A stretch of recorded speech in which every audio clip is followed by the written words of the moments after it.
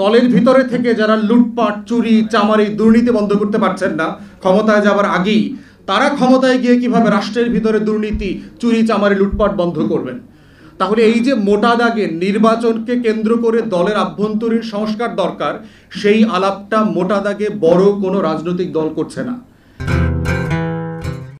দলের ভিতরে যারা সমালোচনাকে নিতে পারেন না, নেতাকর্মীরা একজন আরেকজনকে সমালোচনা করে ওই দলে পদে থাকতে পারে না, তারা কিভাবে রাষ্ট্রে গিয়ে সমালোচনার স্পেস দিবে, বিরোধী দলের বিরোধী মতকে অ্যাপ্রুভ করবে, অ্যাকোমোডেট করবে। দলের ভিতরে থেকে যারা লুটপাট চুরি চামারি দুর্নীতি বন্ধ করতে পারছেন না ক্ষমতায় যাবার আগেই, তারা ক্ষমতায় গিয়ে কিভাবে রাষ্ট্রের ভিতরে দুর্নীতি চুরি চামারি লুটপাট বন্ধ করবেন। তাহলে এই যে মোটা দাগে নির্বাচনকে কেন্দ্র করে দলের আভ্যন্তরীণ সংস্কার দরকার, সেই আলাপটা মোটা দাগে বড় কোনো রাজনৈতিক দল করছে না বলে যেটা আমি আশঙ্কা করছি, অলমোস্ট কোনো রাজনৈতিক দলের বড় দলের নেতাদের সাথে আমরা যখন কথা বলেছি, আমরা দেখেছি তারা বিশ্বাস করে না, নিজেরাই মন খুলে বলেছে যে তারা আসলে কোনো সংস্কার করতে পারবে। তাদের দলের নেতারা যারা সৎ, যারা আন্তরিক, তারা পরিষ্কার করে বলেছে যে আমরা ক্ষমতায় গেলে কোনো সংস্কার হবে না। This is the bottom line বাংলাদেশের। এটাই হলো 24 পরবর্তী নতুন রাজনীতির বন্দোবস্ত। আগের মতোই আমরা ফিরে আসবো ঝাঁকে ঝাঁকে। দ্বিতীয় জায়গা দেখেন যে আপনার মনোনয়ন হয়ে গেল, এখন ইলেকশন ক্যাম্পেইন। আমরা বলেছিলাম যে আমাদের পক্ষ থেকে যে ইলেকশন ক্যাম্পেইনটাকে টোটালি ইলেকশন কমিশনকে দিয়ে অপারেট করেন, স্পন্সর করেন। ইলেকশন ক্যাম্পেইনে মোটা দাগে কয়েকটা খরচ আছে।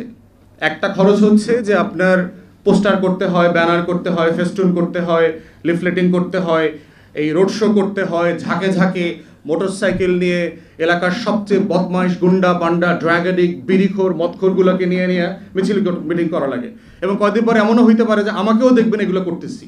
সিম্পলি এটাই রিয়েলিটি, যে আমি 100 মোটরসাইকেল নিয়ে রোড শো করতেছি, আমার এখন টাকা নাই বলে করতে পারতেছি না। ইলেকশনে নামলে এগুলো আমারও করতে হবে। তখন আপনারা আবার বলবেন যে ভাই আপনি তো পারলেন না তো আলাদা হইতে। ভাই কয়লার ভিতরে কিভাবে আলাদা থাকবো? বাস্তবতা তো সেটা।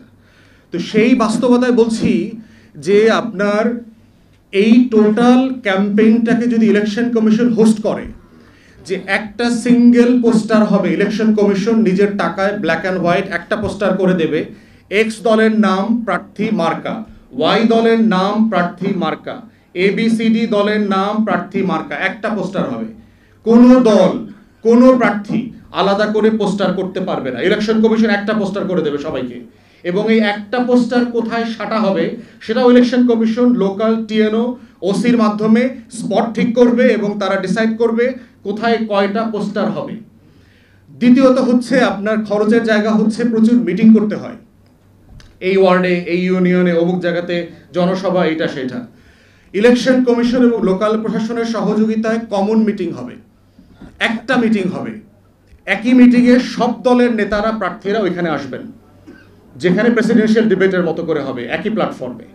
এইটা local OC, local TNO, election commission কর্মকর্তারা এটা মডারেট করবেন, এটা হোস্ট করবেন। তাহলে যেটা হচ্ছে, এবং এটার খরচের জায়গাটাও তারা দেখভাল করবেন। তাহলে যেটা হবে যে প্রার্থীদের নির্বাচন কেন্দ্রিক চাঁদাবাজিটা বন্ধ হবে। লোকালি তার টাকা উঠাইতে হবে না, কারণ সে জানে যে আমার আসলে কোনো খরচ নাই। আমার পোস্টার করে দেবে ইলেকশন কমিশন, আমার ব্যানার করে দেবে ইলেকশন কমিশন, আমার বিতর্ক, আমার টাউন হল মিটিং, আমার ইউনিয়ন পরিষদের মিটিং, আমার গ্রামের বৈঠক, সব কিছু করে দেবে ইলেকশন কমিশন।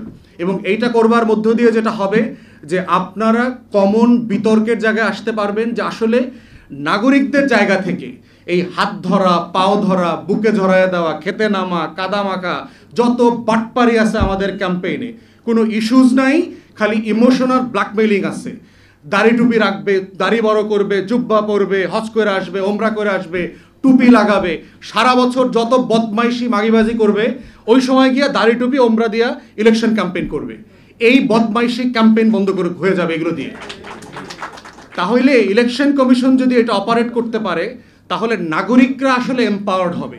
সেই কমন টাউন হল মিটিংয়ে এসে নাগরিকরা প্রশ্ন করবে যে আপনি ক্ষমতায় আসলে কি করবেন? আপনার চরিত্র তো আসলে ফুলের মতো পবিত্রটা না, আপনি 3 দিন আগে তো চাঁদাবাজি করছেন, আপনি তো গার্লস স্কুলের অমুক জায়গা থেকে ওই মেয়েকে ধরে নিয়ে এসেছেন। কমন টাউন হল মিটিং আসলে যেটা হবে যে আপনি গ্রামের মানুষের কাছে সত্যটা লুকাইতে পারবেন না, চোর যে চোর এটা সে বের হয়ে যাবে।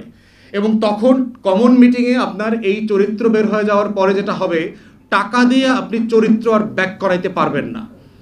সো থার্ড যেটা বলেছি, একটা খরচের জায়গা হচ্ছে ইলেকশন, সেটা হচ্ছে ভোটার পুল করা। যে আপনার গ্রামে গঞ্জে যেহেতু ট্রান্সপোর্ট একটা বড় জায়গা, কৃষক মনে করে যে আমি 60 টাকা অটোতে দিয়ে ওই ভোট কেন্দ্রে যাব, আমার কি দরকার, ওই যদুর জায়গায় মধু আসবে, মধুর জায়গায় লাল মেয়ে আসবে, লাল মেয়ের জায়গায় সোনা মেয়ে আসবে, আমি আমার ক্ষেত খামারি করি। আমি পার্বত্য চট্টগ্রামে আপনার উপজাতিদের সাথে কথা বলে দেখেছি, তাকে 19 কিলোমিটার পাহাড় বেয়ে তার নিকটস্থ ভোট কেন্দ্রে আসতে হয়। কেন আসবে সে?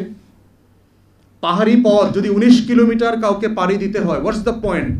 এই রাষ্ট্র তাকে কি দিয়েছে এমন যে তাকে 19 মাইলের ঝড় ঝঞ্ঝা শীত গ্রীষ্মকে উজাড় করে দিয়ে তাকে একটা সিল দিতে আসতে হবে?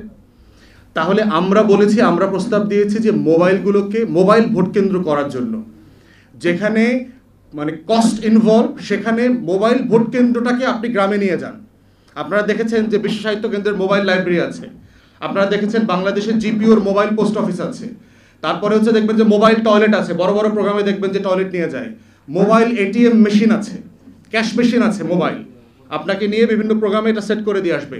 তাহলে মোবাইল ভোটার কেন্দ্র হইতে পারবে না কেন একটা গাড়িতে? আপনাকে, দেশ তো ডিজিটাল হয়ে গেছে অলরেডি।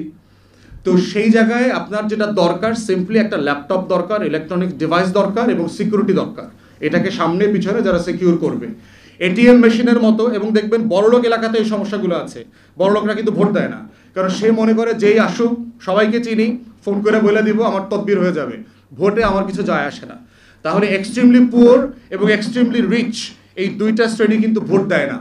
তাহলে আপনি বড়লোক পাড়ায় যদি এটিএম মেশিন নিয়ে যান, এটিএম মেশিনের মতো ভোটের কেন্দ্র নিয়ে যান, সে বিল্ডিং থেকে নিচে নেমে এসে ভোটটা দিয়ে দিবে, বিরক্ত হবে না, সে ওই দিনকার সময়টা নষ্ট হয়েছে এটা সে মনে করবে না। তাহলে মোবাইল ভোট কেন্দ্রের মাধ্যমে যেটা করতে পারি, এই যে অটো পাঠানো, বিকাশে টাকা পাঠানো, নগদে টাকা পাঠানো, ফুসপানি দেওয়া, দুপুরবেলা বিরিয়ানি খাওয়ানো, আইনা, খালা, মামা, চাচি, আমি দেখছি মুরব্বীদেরকে ভ্যান গাড়িতে শোয়ায় নিয়ে আসে, দেখবেন ভোট কেন্দ্রে সিম্পলি বালিশ দিয়ে শোয়ায় নিয়ে আসে, এরকম ভোট কেন্দ্রে যাওয়ার দৃশ্য আমি দেখেছি। কি দরকার? এবং আমি বিভিন্ন জায়গায় নির্বাচিত প্রতিনিধিদেরকে জিজ্ঞেস করেছি, যদি আপনি ফুসপানি না খাওয়াইতেন, যদি নগদ বিকাশ না দিতেন, যদি গাড়ি না পাঠাইতেন, কত শতাংশ ভোট আসতো? অধিকাংশ নির্বাচিত প্রতিনিধিরা বলেছে 10 থেকে 20% বেশি বাংলাদেশে ভোট করতো না। This is a reality. তাহলে বাংলাদেশ রাষ্ট্রের ভোটের সমস্যা নির্বাচন ইটসেলফ না, এখানে ভোটার নাই। এখানে আপনার তালিকাতে 12 কোটি 20 লাখ, 12 কোটি 45 লক্ষ মানুষ আছে, কিন্তু চিন্তার ভোটার এখানে নাই এই দেশে। তাহলে বাংলাদেশ রাষ্ট্রের সংস্কারের জায়গাটা হচ্ছে এদেশের বাসিন্দাদেরকে নাগরিক বানানো এবং এদেশের তালিকাভুক্ত ভোটারদেরকে চিন্তার ভোটার বানানো, যারাই শুধুমাত্র ব্যালটে গেলে পরে দেশ বদলে যাবে, ভালো প্রার্থী নির্বাচিত হবে। ধন্যবাদ সবাইকে, সালাম আলাইকুম।